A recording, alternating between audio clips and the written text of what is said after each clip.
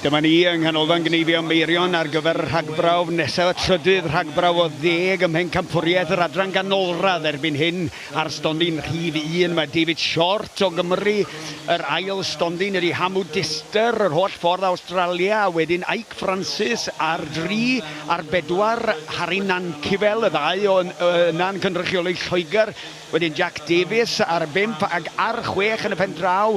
Bachgen dwi'n nabod yn dda, Hugh Williams o gyffiniau'r Bala, treulio'r taclus dros ben. A mae cneifio o safon i'w weld yma'n hyn heddiw. Does dim dwywaith yn yr adran ganolradd. Mae'r boys yma'n broffesiynol. Maen nhw wedi cneifio miloedd bob blwyddyn, sawl blwyddyn. A mae dileni ddim yn eithriad ar hynny wrth gwrs. Maen nhw wedi adeiladu profiad dros y blynyddoedd. Rhan fwyaf hynny nhw wedi treulio tymor neu ddau yn cneifio allan yn Seland Newydd, lle mae'r her yn fwy a lle mae yna gymaint o gystadleuaeth am godi safon. A mae hwnna bron iawn yn hanfodol erbyn hyn. Dyma Hugh Williams yn mynd dros yr ysgwynna i'r ail ochr yn cneifio yn fan hyn yn daclus.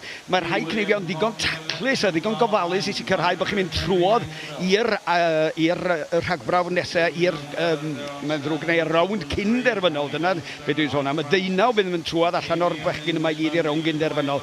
Cneifio'r taclus dros bren yn cadw'r danedd yna yn wastad ar y croen trwy'r amser. Pidio gadael dim rhesi o gwbl o flaen ar y corff. Lawr ar nesa yna, mae'r cymar corlan yn paratoi'r oen.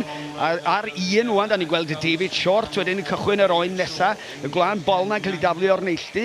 A wedyn sylwch ar y beirniad hefyd yn cadw llygad barcud ar bob beth sy'n digwydd. Mae yna farnu gofalus a di-diedd y fan hyn. Mae hynny'n bwysig. Mae'r beirniad yn symud ymlaen o un cystadleiddi i'r llall fel bod nhw ddim yn canolbwyntio ar un yn unig. Ar ddau fan hyn, da ni'n gweld Hanw Dunster, yr holl ffordd ochr arall y byd. Mae yna lawer iawn o ddiddordeb yn y sioe fawr o bob man yn y byd, a diolch o galon i'r bobl ma'n ddod i gystadlu, i godi'r her ac i gadw'r safon yn gyson. Sbiwch taclusrwydd yn fan hyn wrth orffen yr oen yma, Harold Dunster ar stondin 2.